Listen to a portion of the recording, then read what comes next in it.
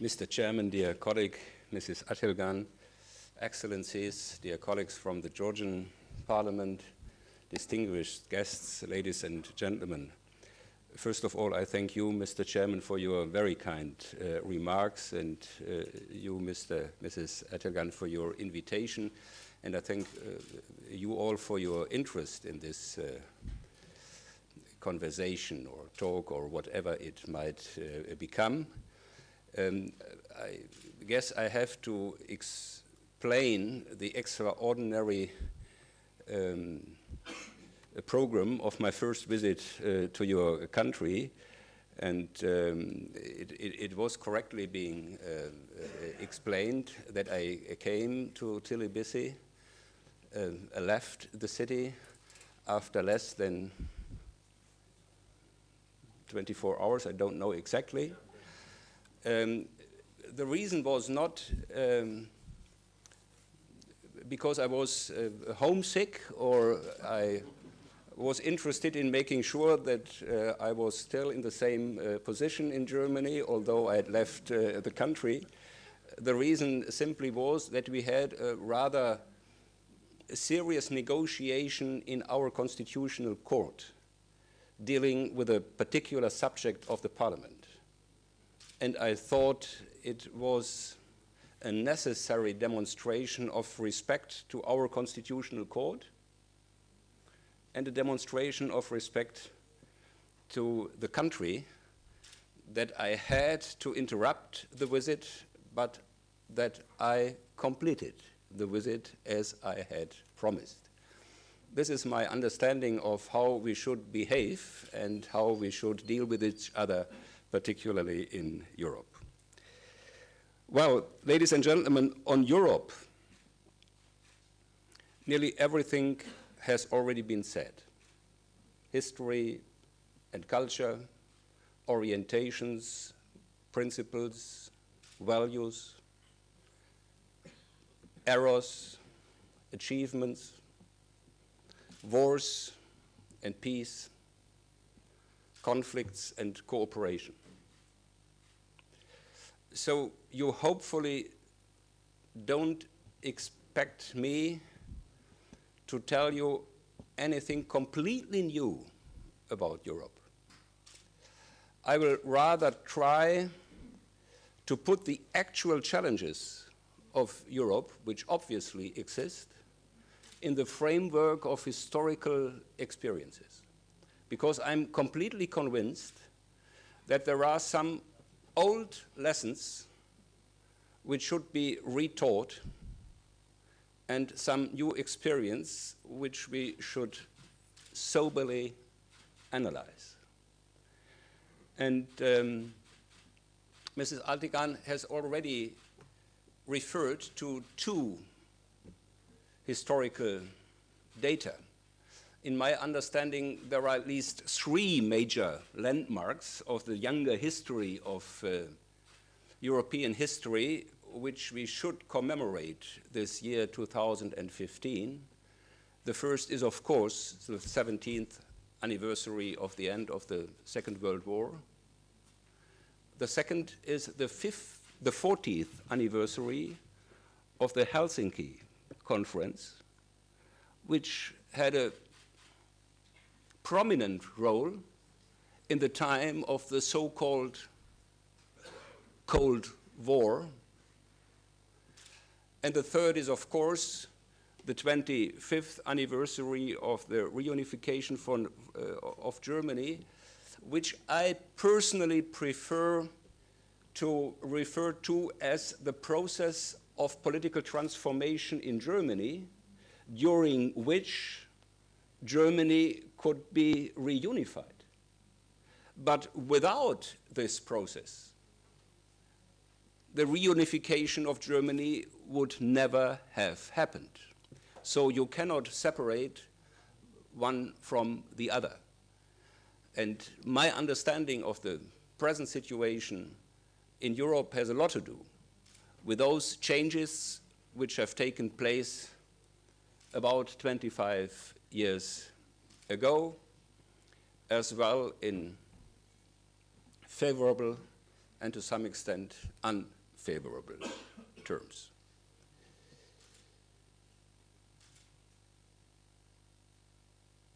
The separation of Germany, and to be precise, the separation of Europe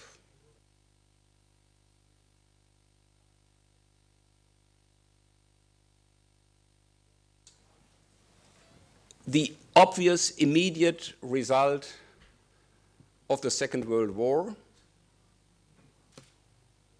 which was caused by Germany and the ambition of dominating Europe.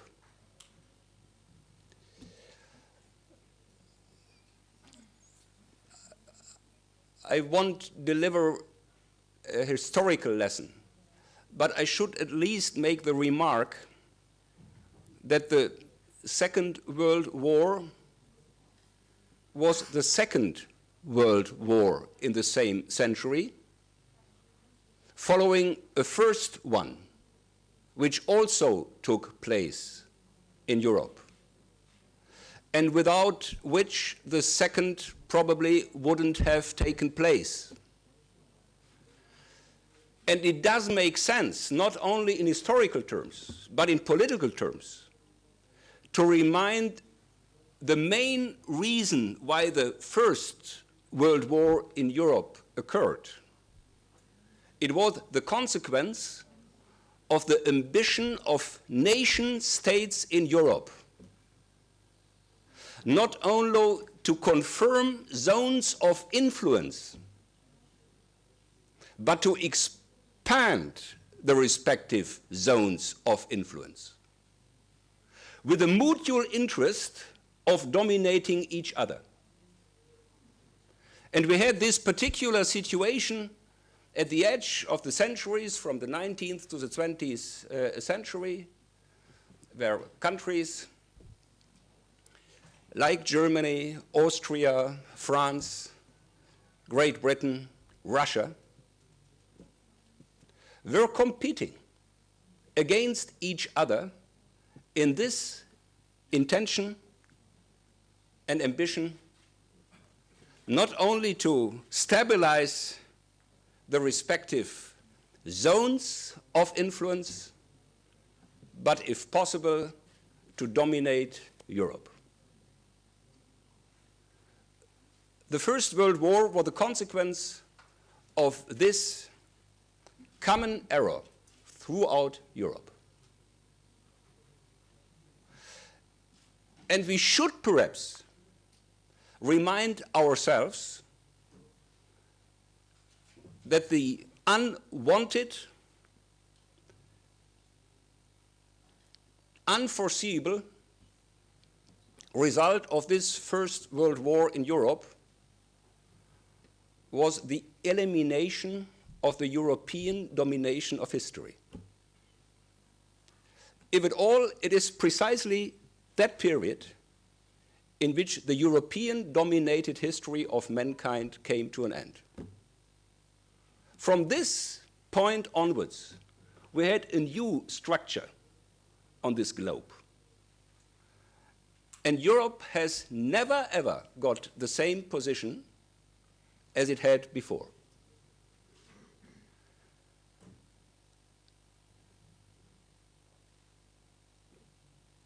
After the Second World War, we had, in addition to the consequences of the First World War, the separation of Europe in two halves. One belonging to the so-called Western democracy, the other being ruled by authoritarian regimes, being dominated by the Soviet Union. The border across Europe went throughout Germany.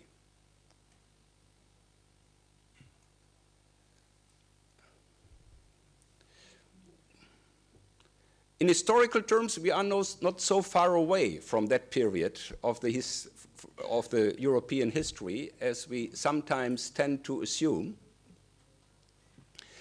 And insofar, it does make sense to refer to the Helsinki Conference, which I quoted for this reason, as one of the other important landmarks of the European history, which took place 40 years ago in Helsinki. And we should remember ourselves, and if necessary, some partners of that approach, that this conference took place under the condition of a separated Europe, under the condition of two competing political blocs,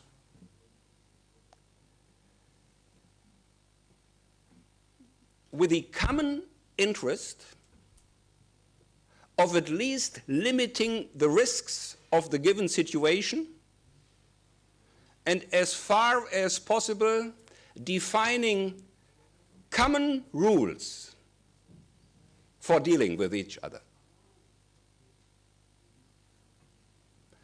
This conference in Helsinki resulted in a document being signed not only by the European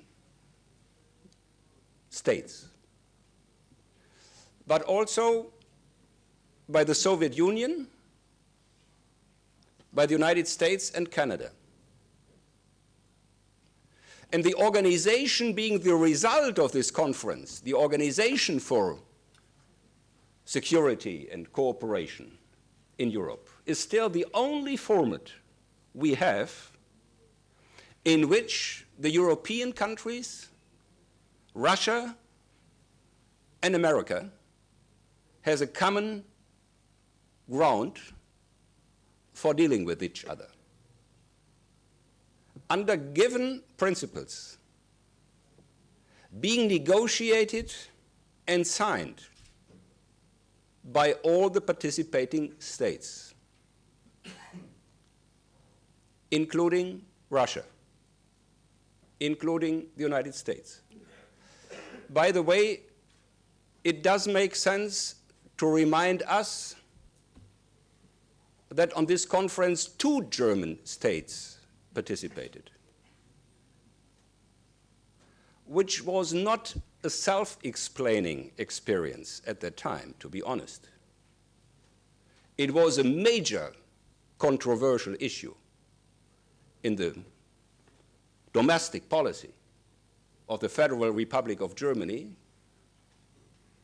whether we should deal with another German government, which in our understanding neither had democratic legitimation nor an acceptance by its population, whether we should deal with such a second German government under the same framework conditions. We did. Fortunately, we did. Because there is no serious doubt under historians that without the principles which have been negotiated and accepted by all member states at this conference, the further development in Europe would hardly have taken place the way in which it took place. The principles of that conference, national self-determination, non-interference in the domestic affairs of any existing state or country, territorial integrity, became points of reference for everybody being interested in a development in Europe as a whole and in respective countries and states throughout Europe. And it was this framework which at the end made the transformation process possible, which took place in the Middle Eastern states of Europe, including the GDR, with a prominent event of the Berlin Wall falling in November 1989.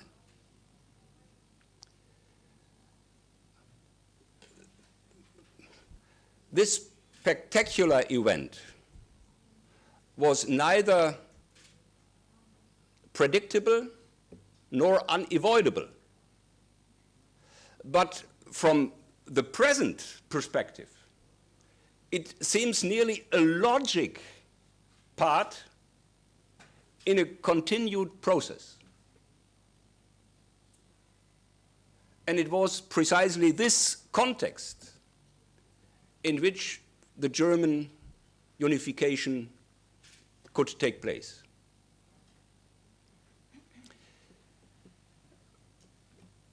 We have, of course, celebrated this extraordinary event of our German history last autumn with a lot of foreign guests, and we had the pleasure that also Mr. Gorbachev participated in the ceremonies in Berlin at the time.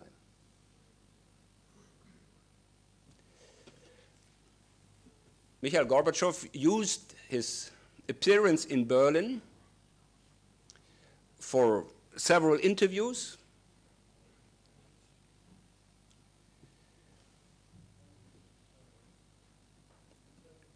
from which I would like to quote two remarks which I think have some significance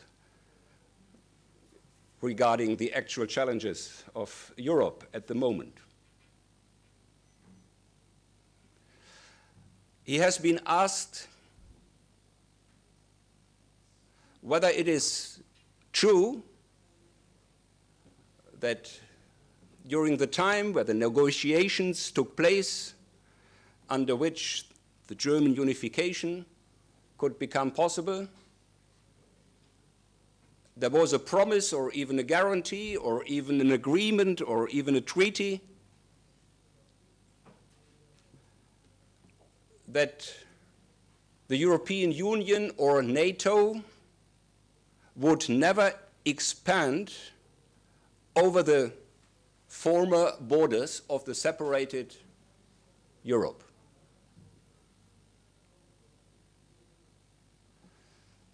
Which part of this question would explain the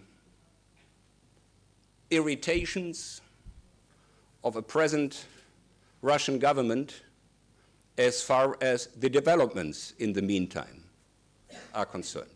The answer of Mr. Gorbachev was, that is a myth. This question didn't even take place in all the negotiations we had at that time, and there is no saying of having any kind of agreements insofar. By the way, this was a period in which the Warsaw Pact still existed. And if at all only a few people could assume that he would no longer exist for the foreseeable future.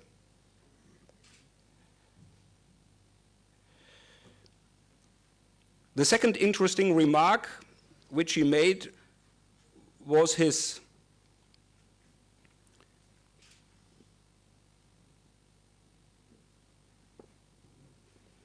how should I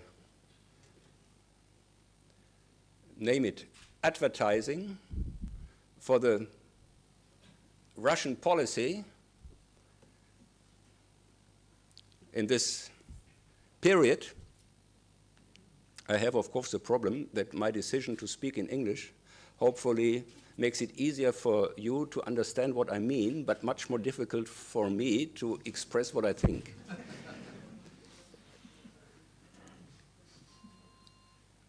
And he told the interviewer that he, Mikhail Gorbachev, understands quite well the position and the policy of Vladimir Putin.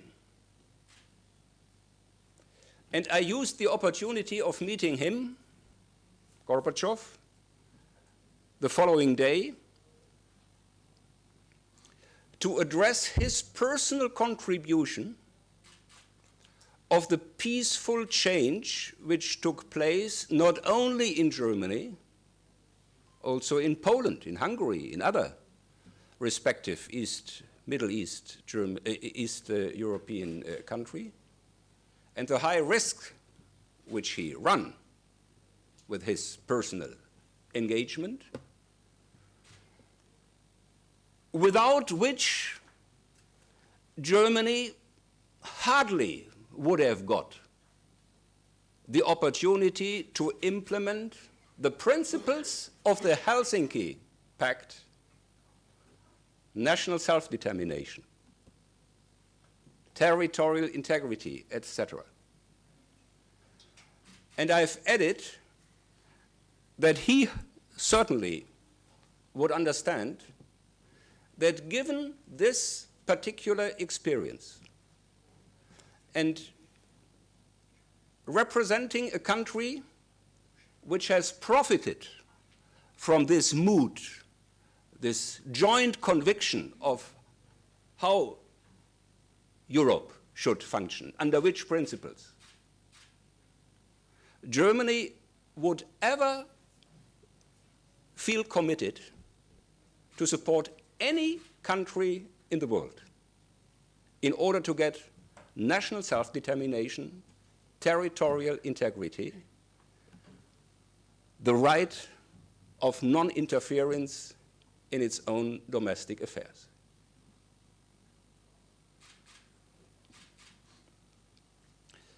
It's obvious that we are talking on actual challenges and historical experiences at the same time. And my strong recommendation, as far as I have to make recommendations as all, is that we shouldn't give up this connection between historical experiences and actual challenges.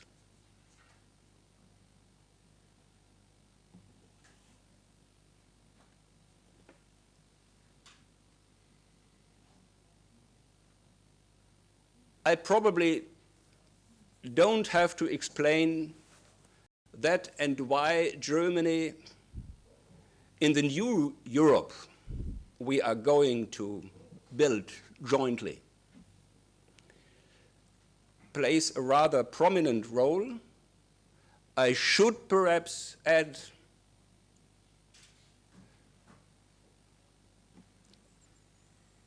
that responsible German politicians feel more and more in a very, very complicated situation, because for understandable reasons,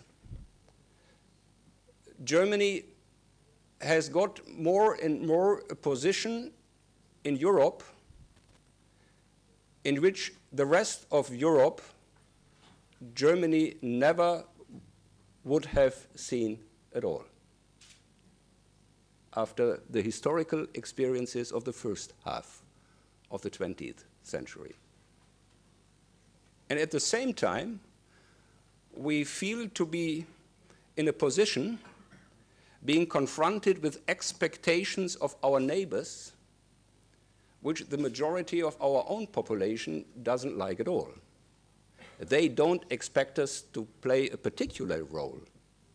They rather expect us to play an invisible role, a non-prominent role within Europe and above the European borders, which for obvious reasons it's not a realistic approach. Well, when we jointly, Mrs. Attilgan and I, quoted this year being a year of commemoration of historical landmarks,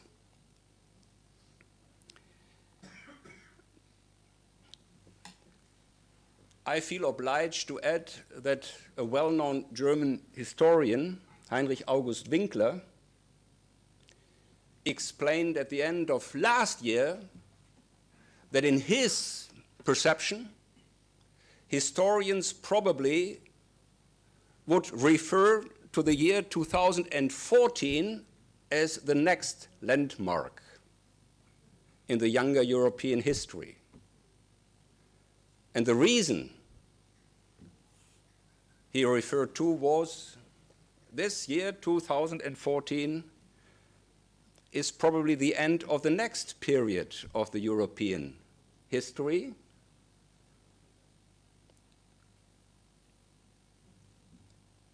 At least in terms of ending illusions, which have been part of the process of the last years, and particularly the illusion that once and forever Europe would have agreed on principles, on values, on rules, which everybody and any single country would feel committed to. And this is indeed the major challenge which we are all confronted with, not only since the last year, but certainly last year made it obvious for nearly everybody that we are in such a new situation which we have to deal with. As it is impossible anyway to address all the single aspects of the different developments in Europe, in Ukraine, in your country, in other parts of Europe, I would like to conclude with three more or less general remarks which might help to find an orientation in the forthcoming weeks and months for what I hope will become a joint approach of the European countries to what I think is a joint challenge. My first remark deals with time.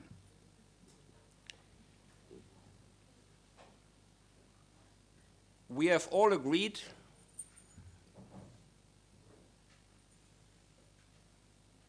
that for the future of Europe, under the traumatic experiences of 2 world wars which took place in Europe, we would only accept peaceful changes in Europe. We would never, ever accept violent means, military means, in order to change borders or influence zones or whatever you might quote. Peaceful developments take time and need time. Unfortunately, much more time than wars, which seldom reach the wanted results. And this is one of the major and hopefully unforgotten lessons of the last century. The both disastrous wars in Europe reached none of the aims which have been in mind by any of the respective partners and countries in the given circumstances. And on the other hand, to overcome the separation of Europe, including the separation of Germany, needed decades. It was not a matter of some weeks or several weekends. And unfortunately, it took more time than people have, because they only have their lives and not an unlimited period for historical developments. But nevertheless, everybody might ask himself and answer himself the question, what probably would have been the results if after the establishment of the Berlin Wall, West Germany or the Allied forces being responsible for West Berlin or NATO would have reacted militarily. Does anybody seriously believe we would have got immediately the unification of Germany and the unification of Europe? So this is an unfavorable, inconvenient at least lesson, but it is a lesson. Peaceful developments need time. Sometimes much more time than we like to accept. Second remark refers to realities. Again, to some extent, I'm referring a German experience. If you want to change realities, you have to identify them. And you have to come to terms with the realities as they are, even if you don't like them. You have to find a way to deal with the realities as they are. And you cannot compensate this necessity by wishful thinking what a better reality would be, as long as it doesn't exist. And there is a third and last remark.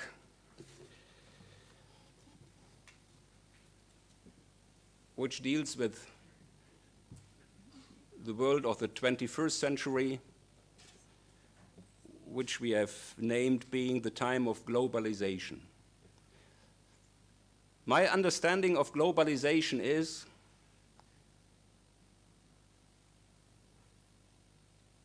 that national state sovereignty no longer exists. What has been a major feature of the self-understanding of any state, being sovereign, being not only responsible for its own affairs, but being able to define its own affairs. Precisely this option has gone. In times of globalization, there is no longer a realistic perspective for state sovereignty in terms of nation states. And the perhaps only intelligent, certainly by far most intelligent, most ambitious, and unfortunately most complicated answer to this challenge is Europe. Being understood as a process of nation states deciding to transfer sovereign rights they have, theoretically, to a community which is not a state, but has to behave as if it were a state in order to implement the activities which the nation states have transferred to this union, in order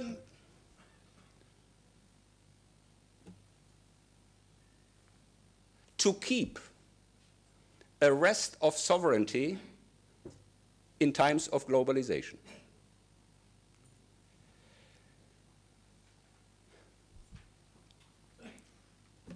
The temptation to overcome this perception that there is no chance of staying independent, of playing a substantial, significant role, being a soloist,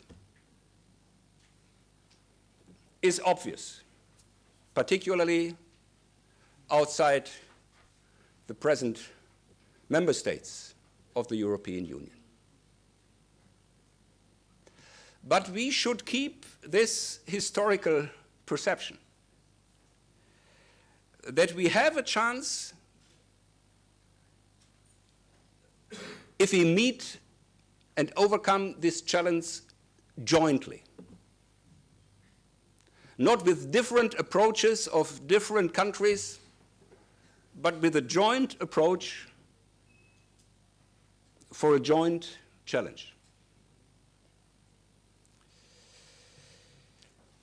Perhaps the shortest version of this perception is already 60 years old. It has been made by Konrad-Adenauer, one of the founding fathers of Germany after the Second World War.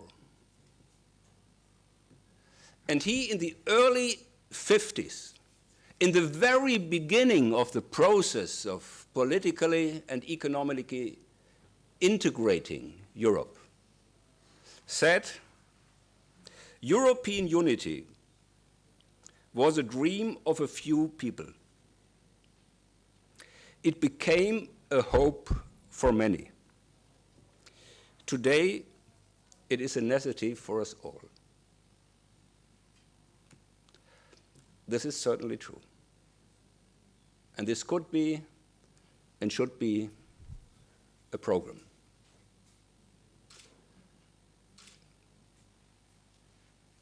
I don't have to explain all my Georgian friends that in the two approaches of Georgia in the last century to become an independent state, Germany played a prominent role. So we not only share the two first letters of our country name, we even share historical moments in our respective history. And the independence of Georgia is part of the same historical change of Europe at the end of the 80s and the first years of the 90s of last century, in which the unification of Germany took place. This again does not mean that Germany and Georgia jointly can solve all the problems which already exist or still exist in Europe, but it could and should mean that we have a common interest and hopefully a common commitment. At least this is my understanding, and fortunately the understanding of the political class in Germany with huge majorities in our parliament, and therefore I'm rather confident as far as our ability is concerned to meet the challenges which we face at the moment. Thank you for your attention.